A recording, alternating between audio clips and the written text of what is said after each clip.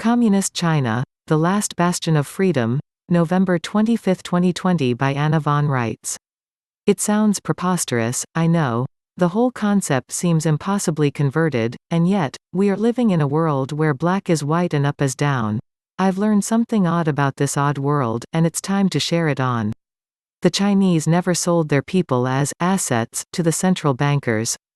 FDR sold the municipal citizens of the United States back in 1933. Hardly anyone knew this at the time. Except for a scant mention in his first inaugural speech, even the victims were given no notice. And from there, by an unlawful, foreign, and undisclosed process of assumption, the bankers and their minions wiggled forward year by year, kidnapping and conscripting more and more Americans under color of law, until there was hardly anyone, when we started, who was claiming their birthright political status anymore according to them.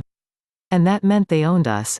That meant they would loan the rats in Washington, D.C., more credit based on the value of our labor and our private property holdings, and we would live our lives as slaves and never even know that our homes and farms and businesses were no longer our own.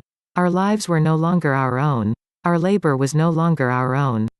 Because our purported masters in D.C. sold us as slaves to the central banks as the assets backing their debts. But China never did that. China, poor as it was, turned away from this betrayal of their people and was not impressed by the bankers' song and dance of money made out of thin air, backed, of course, by the labor and possessions of other people. And that is why China is such a plum. And that is why, now that the birth certificate fraud has been discovered, the bankers and politicians are so anxious to find a new means to claim ownership of you and your assets, by injecting patented mRNA into your genome and converting you into a GMO product. I want to retch. But more importantly, I want those bankers and the corporations supporting their bid to do this, recognized as international criminals.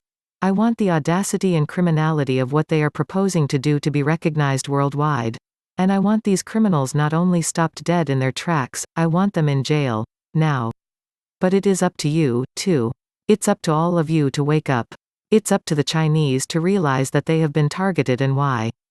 It's up to Americans to wake up and realize what these rats are proposing to do under cover of a health emergency and why. The death tolls from respiratory illness this last year are more or less the same as all other years. Look at the facts. Look at the numbers. You have to shake these vermin off your shoulders. You have to wake up. We are already living in a world where Communist China is the last major free nation. And if we don't want to go down the drain with a flourish, it's time to change the patent laws and hold the corporations and the banks accountable.